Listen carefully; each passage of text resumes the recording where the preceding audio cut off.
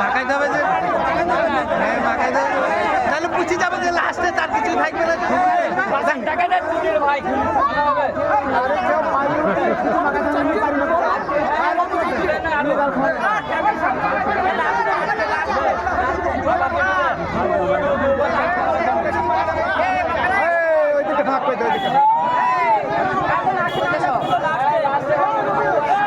আরে বারবার মাখাইতে হবে না গো উঠতে পারবে না এমনিতে এই রবি